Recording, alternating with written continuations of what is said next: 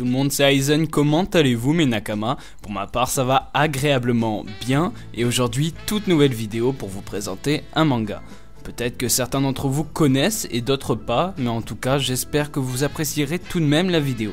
Malgré que le titre et la miniature plus que flagrantes, peut-être que certains d'entre vous ne savent pas que je vais parler de King's Game.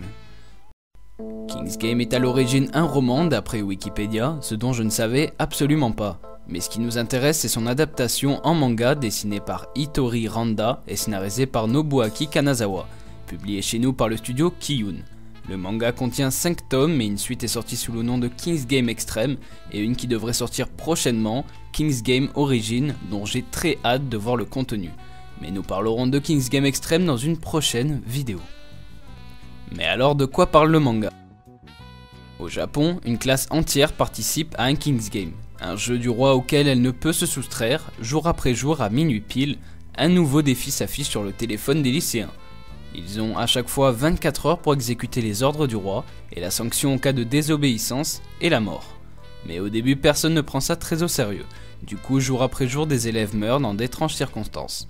Nous allons donc suivre les aventures de Nobuaki Kanazawa, qui devra au fil du manga réaliser des sacrifices pour rester en vie, ou même de sauver la vie de ses camarades dont sa copine et son meilleur ami.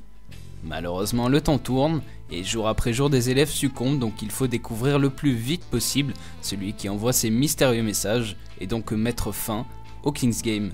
Voilà, en gros c'est ça l'histoire.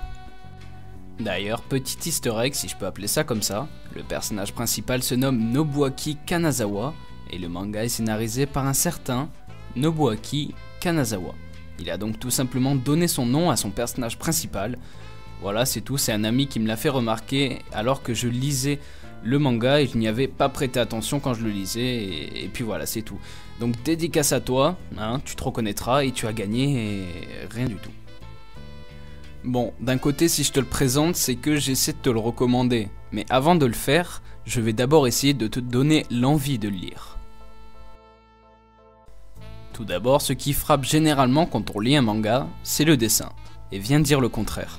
Et bien sur King's Game, le dessin est assez bon. Il est pas magnifique non plus, mais suffit à raconter l'histoire et te plonger dans les événements. Les pages sont bien aérées et on comprend aisément ce que l'auteur a voulu transmettre comme émotion. C'est donc un très bon point pour le manga.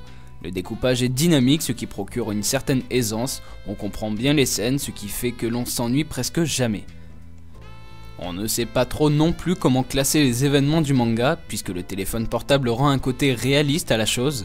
Quant aux personnages qui meurent mystérieusement, on se pose souvent la question si ça a à voir avec du fantastique ou non. Quant aux personnages, ils ne sont pas non plus très développés, et ça malheureusement, c'est un point faible. Mais dans ce genre de scénario, mieux vaut ne pas trop s'attacher aux personnages, sous peine d'être fort déçu. Oui, je t'ai spoil.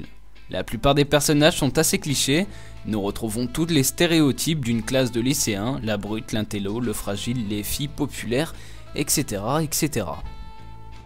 Mais force est de constater que les points faibles sont très vite balayés par un scénario en béton.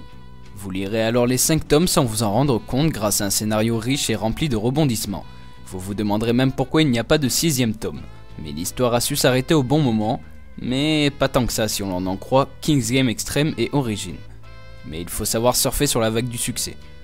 Pour le reste, je vous laisse juger le manga, en tout cas, ce manga aura été mon coup de cœur littéraire de l'année 2014. Comme à chaque fois, j'espère vous avoir donné envie.